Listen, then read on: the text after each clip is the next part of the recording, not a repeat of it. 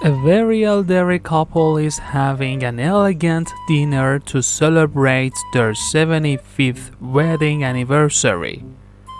The old man leans forward and says softly to his wife, "Dear, there is something that I must ask you.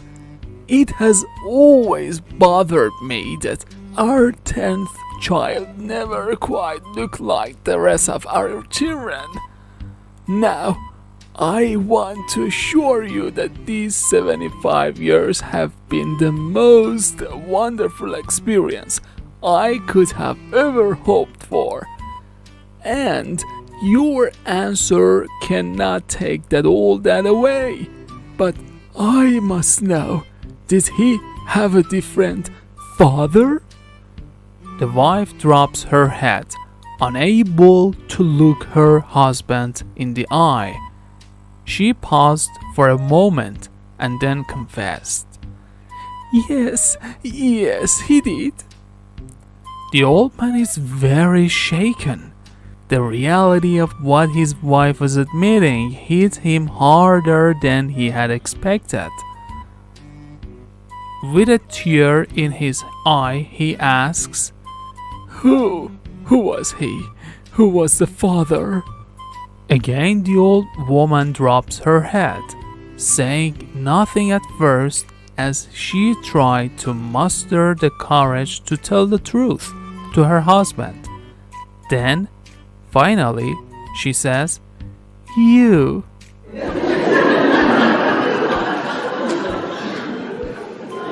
A nice, respectable lady with a savory smell of perfume got on the bus and took a seat beside me.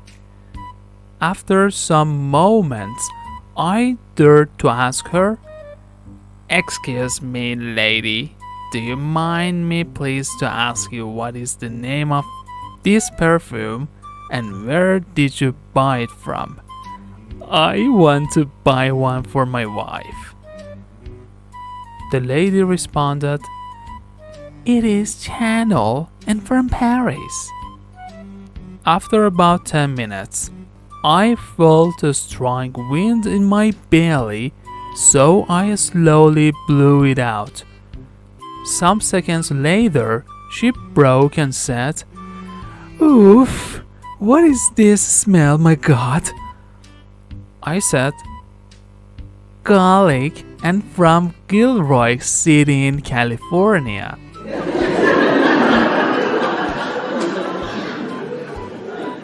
One morning when I was going out of the house, I met my neighbor's daughter who was pregnant.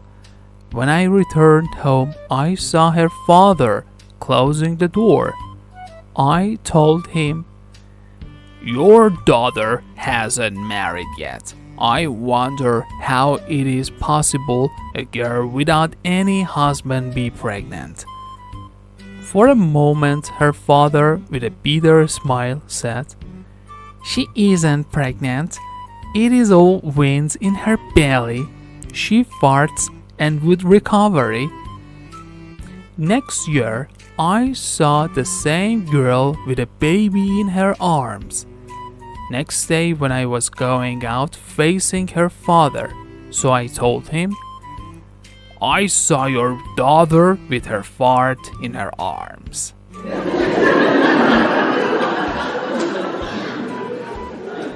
A teacher asks her class, "What do you want to be when you grow up?" Little Johnny says, "I wanna be a billionaire, going to the most expensive clubs, take the best with me, give her a Ferrari worth over $1 million, an apartment in Hawaii, a mansion in Paris, a jet to travel through Europe, an infinite Visa card, and to make love to her 3 times a day." The teacher, shocked and not knowing what to do with the bad behavior of the child, decides not to give importance to what he said and then continues the lesson. "And you, Susie?" the teacher asks. Susie says, "I wanna be Johnny's bitch."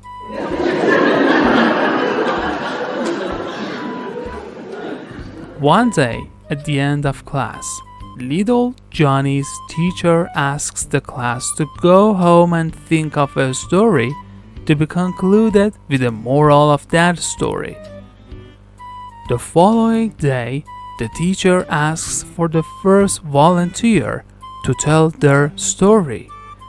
Little Susie raises her hand. "My dad owns a farm, and every Sunday we load the chicken eggs on the truck and drive into town to sell them at the market. Well, one Sunday we hit a big bump and all the eggs flew out the basket and onto the road."